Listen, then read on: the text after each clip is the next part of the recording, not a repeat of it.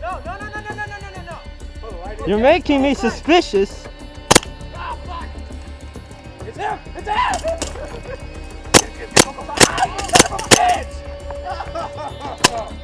The shade!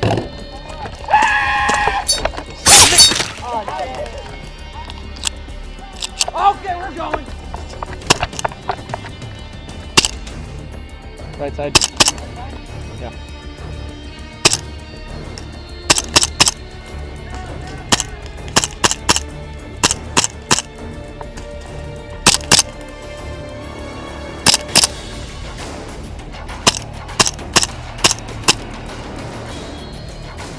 What's going on YouTube? I am your host, Spinkstercell here. I've been getting a lot of airsoft guns for really cheap lately, and I picked this up yesterday. It is an Elite Force 1911 TAC.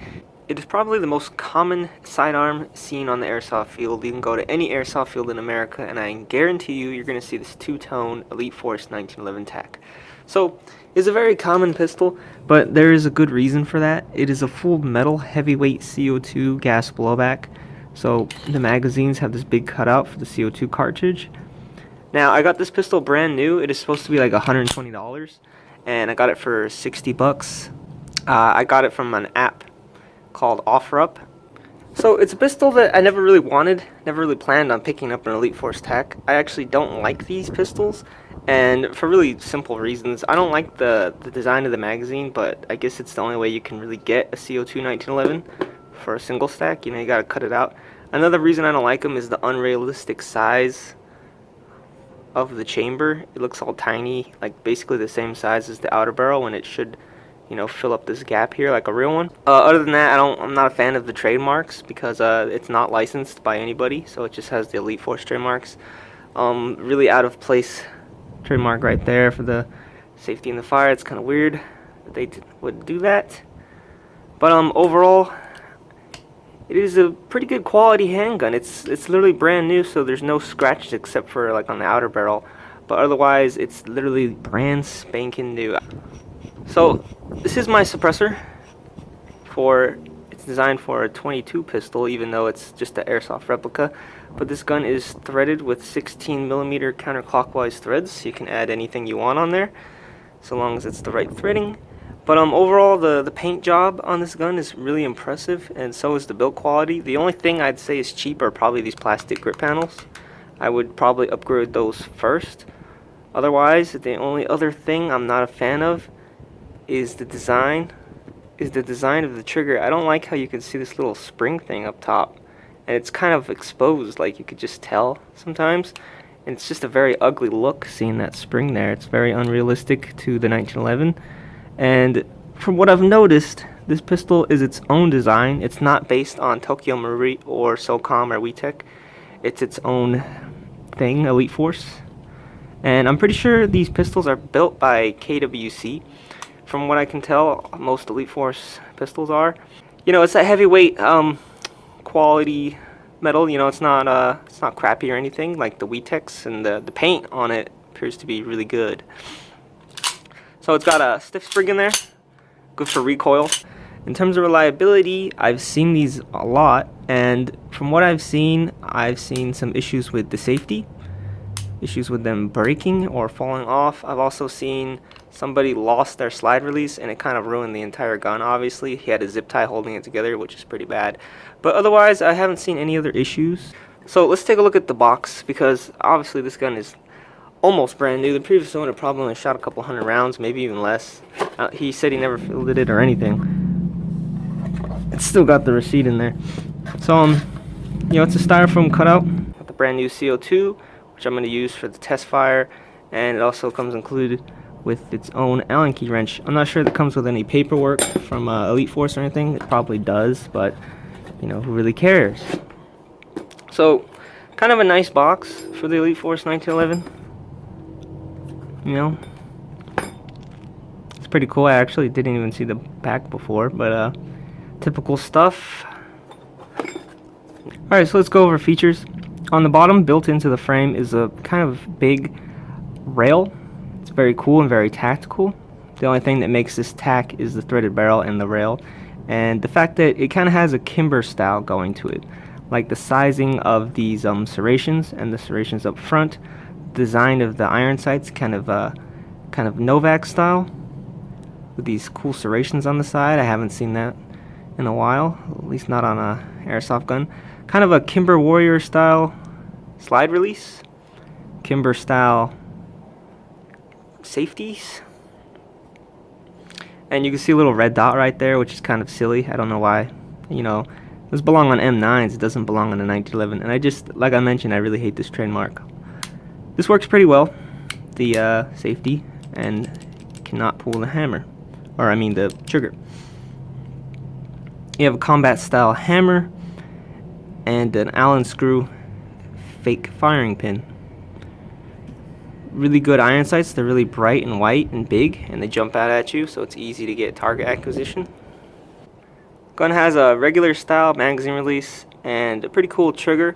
It's a lot like the one I picked up from my Novak, where it's serrated and it has the hole for over travel adjustment, but there is no screw there, so it's just for show. You can't adjust the trigger pull.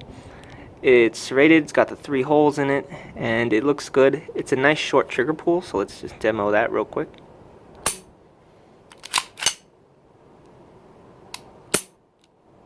Decent trigger.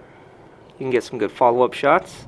The safety is ambidextrous, and I use it sometimes to do this. I feel that holding it thumbs forward is very comfortable with this pistol, and there's no issues with like the holding down the slide lock while firing it. It'll still lock back, and it locks back pretty well every single time. So here's the empty magazine, and this gun is always going to lock back on empty, assuming you have a decent amount of CO2 left in those cartridges. So for trademarks, you have the Elite Force logo, 1911 TAC, and the Cal 6mm on this side. On the other side of the gun, you have some warnings, made in Taiwan, and then I don't know if that's unique serial number. It might be, it might not be, and then the little F for firearm. Over here next to the ambidextrous safety, I can pull down the hammer and put that on. A little bit of wear on the paint, but I think it'll be fine. I noticed that this is kind of missing compared to every other 1911 I've seen. I know that this is a high stress point, and a lot of 1911s break right here on the edge, so maybe they got rid of that to somewhat avoid that. I really don't know. There's a little indent there where some of the internals for the 1911 work. That is just molded with the frame, so it's not an actual pin. I do not like the standard checkered diamond grips. I've never liked these on 1911s. They're just not the best looking grips in my opinion, and I don't think they feel very good either. They have a decent hold. It's not like slippery or anything, and at first they seemed a little bit rubberized to me, but like when I feel down here, it feels kind of rubberized, but it's honestly just some plastic stuff.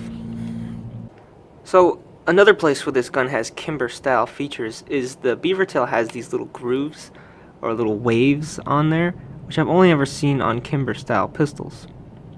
So this is your pressure safety in the back, and it works decently well. Then you have your back strap with a built-in lanyard loop. Reminds me of my Novak before I changed that out. And then at the bottom, you just have your CO2 magazine, and then the well for it has been beveled to accept the CO2 cartridges because they're too big for a single stack. So this is the magazine. It is a CO2 mag, and I'm not sure how many rounds it holds. I'm pretty sure the box will tell me. Yep. So apparently it holds 14 rounds, and it looks to be, I think these are double stack. I'm pretty sure they're double stack magazines, but there's going to be a shooting test at the end of this, so we're going to get into even more detail about how it shoots. And I think there's a way to lock it at the bottom. Huh. Maybe not, but it does appear that you can fill it in through the bigger hole here instead of having to squeeze them in through the top. But the top does look big enough for BBs to go in with a speed loader if necessary. So it's a very simplistic 1911 magazine, and it does not weigh that much. Alright, so now we're going to talk about fitment on this gun, so tolerances. Now the slide is fit pretty well, and like I said, it's got a nice stiff spring in there.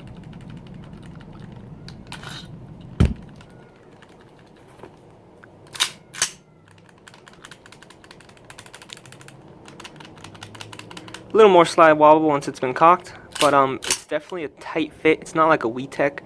I definitely say these pistols are better than WeTechs. If you're thinking about getting a 1911, don't even touch WeTech. I've had just so many endless problems with those, and me and my friend have both had WeTechs in the past, literally almost the same guns, and now we both own this. And you know, I didn't want to ever get this gun because it's just too many people own it, but it is a decent gun. There's almost nothing wrong with it in terms of performance and the way it's built. I'd say if you want a good recommendation, you got one, go buy one. Nothing wrong with these. Perfect for some airsoft use. They're hard hitting, good recoil, good follow up, reliable, good on gas, and I'm pretty sure they're decently accurate. The sights are removable by the looks of it, so you can put whatever you want on there, but these are pretty good. This will be the first time disassembling this gun, but it is a standard 1911. Okay.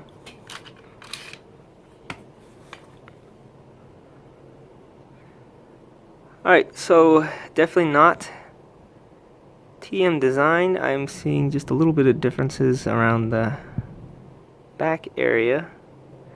Inside is a little dirty. Maybe I'll have to clean it and lube it. Since it is CO2, it's not being lubed. Everyone I talk to says that when you put a brand new CO2 into these, to drop a drop of silicone oil right there and inside of that hole. And then here is the other inside, and this is very odd. I've never seen this before. There are two recoil springs, which probably is what gives it the good recoil. There's one around the barrel, kind of like a Carl Walter gun, and then you have your standard 1911 recoil system right here. So that's kind of weird that there's two recoil systems. Elite Force has their own design going on here, unlike the other 1911s on the market. And then you have the standard hopper wheel located in the same spot as a TM, but it is of course a different design. And I don't really feel like taking it apart further, but you know what, this is YouTube, so it's not that hard, I guess.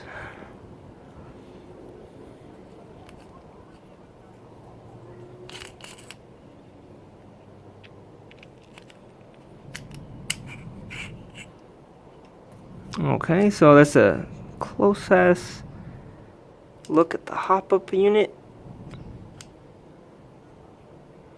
Looks like the hop-up is tuned already. You can see that the chamber isn't as tall as a normal chamber on the TM, so a lot of different design features with this gun that I'm not sure exactly why they choose that, but they did. You know, you got your recoil spring, guide rod, and yeah, that is the Elite Force taken down. And you got standard blowback stuff.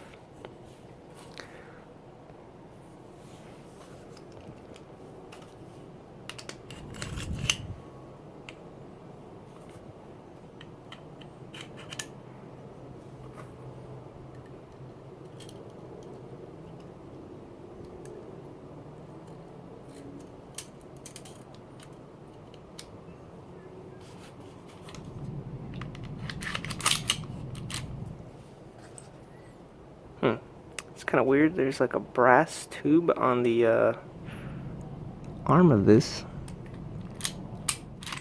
But you know what? Whatever Elite Force decided to do obviously works.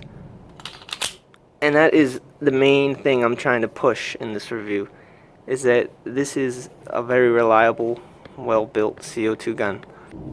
So if we're talking about the quality and the finish of the paint, I have noticed that there is a little bit of black specks in the tan right here, and then also here in the serrations I could see some specks underneath the paint.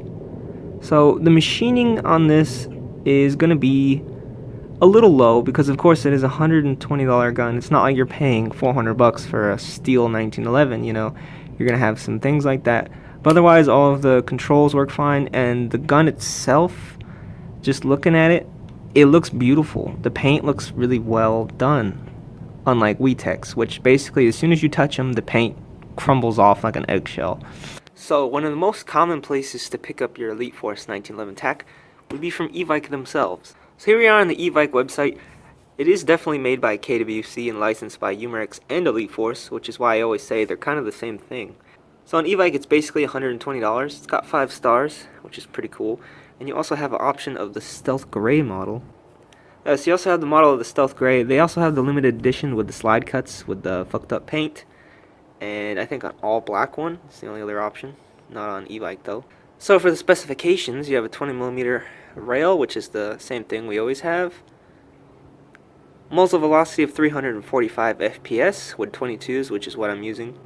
And yeah, the spare magazines are $30, and the Extendo mag, which my friend has, is $35. So it's been a few weeks since I've actually filmed this review, but there's a couple more things I'd like to briefly mention about the Elite Force 1911 TAC. I have gotten a chance to use it a little bit more, but I don't like buying CO2, so I keep running out of ammo. But I got to use it a few more times at Fighter Town, and there are a few things I like to talk about the way it shoots. As you can see, the chamber is really recessed inwards. Here's a real 1911, and you can see the difference on the sizing of that. Anyway, now that I've had more time behind the trigger of this gun, there's a few things I could say about the way it shoots. In comparison to my Tokyo Marui 1911 that I've been using a lot lately, this is a lot more sluggish. The follow-up rounds aren't as quick, and the slide cycle isn't as fast, even though it's a CO2. Keep in mind it's a really heavyweight metal slide, so it's not going to have as much snap as a TM with its plastic slide. But that's what I'm starting to get used to. So in my opinion, this is a little slow for me, and I prefer my my Tokyo Marui. Other things I could say about the way it shoots, I'm not that impressed with the accuracy and the range. I'm pretty sure it's decent from most pistols, but alright, one of the bad things I've noticed about this gun is that while I was using it, the BBs were pretty much dropping right down with .20s, so I had just to hop up towards the rear. And as you can see, the hop-up has repositioned itself in the middle, which is not good. I often have this problem with a lot of gas blowback pistols, but this one does it as well. And for it to adjust its hop-up back to the unoriginal position and not getting really good hop is a bit on the annoying side. I don't like having to disassemble the entire gun just to fix this. One last thing I've noticed while shooting this gun, and that could just be because it's brand new and I hardly put any lube in it. I do put lube when I put in new magazines, like I'll put some lube in that hole right there, but I've noticed that when I was shooting it, it would like get stuck like that and then return after the shot. Happened about twice the last time I used it. I'm pretty sure it just needs more lube, but other than that, I'd say it's pretty good. One of the biggest issues I've kind of found with this gun is it's kind of iffy when I take the magazine out. Like here I'm pushing the button and it's just kind of squishy and it's not releasing the mag all the way. You know, it should just fall right out, right? And now it just did. So it's kind of weird sometimes with the magazine release. I'm not sure why, but it has issues. And that's another issue I've had with this pistol, is that the follower itself, when it's all the way down under high stress of like a fully loaded magazine, this part has actually popped out of this opening here and caused some issues where it didn't want to go back into the gun until I pushed it back in. It was pretty annoying, and I could see your magazines breaking or you losing this piece or ruining the spring or it just popping out of here. Can often happen with this type of magazine, and it's kind of annoying. One last thing I don't like about this gun is the lack of checkering in the front. It's pretty bare and smooth. Unlike most of the good 1911s, there should be at least some texturing right here. So I hope you like this review of the Elite Force TAC 1911.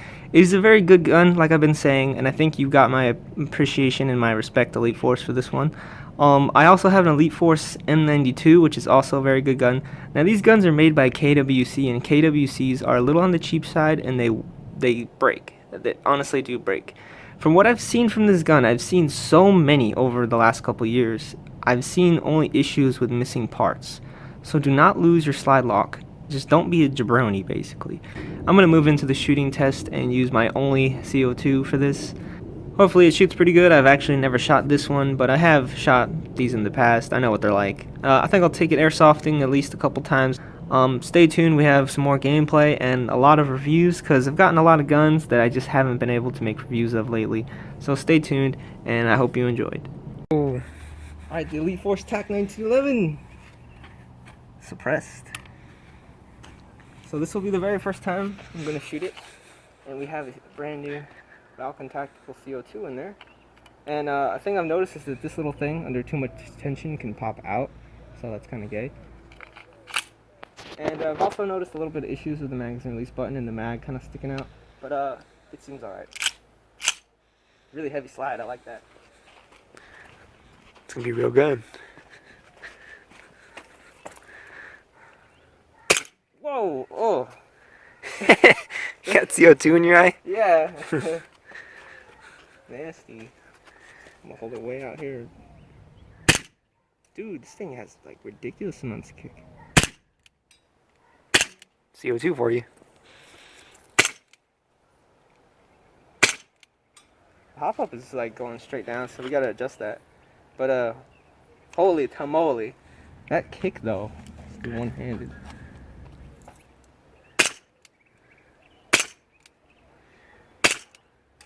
It's a lot different than my TM does.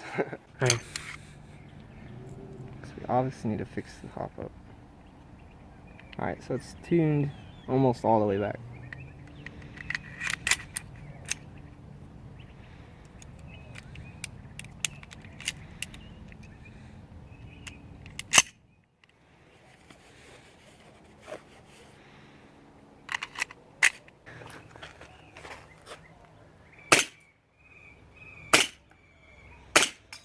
The hop up is definitely working now.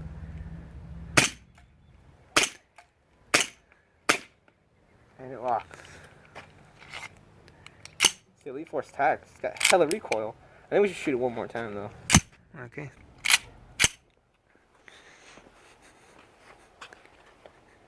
Oh, that's a waste. Right.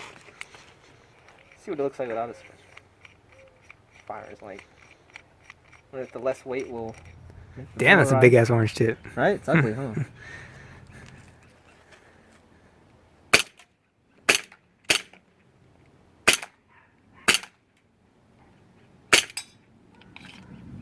Alright, you wanna try it?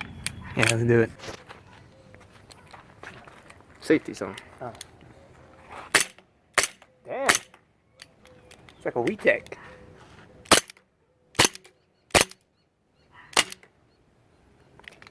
Could not get the focus there. Yeah, Dan. Wait, you had that problem with the focus? a little bit, yeah. Oh.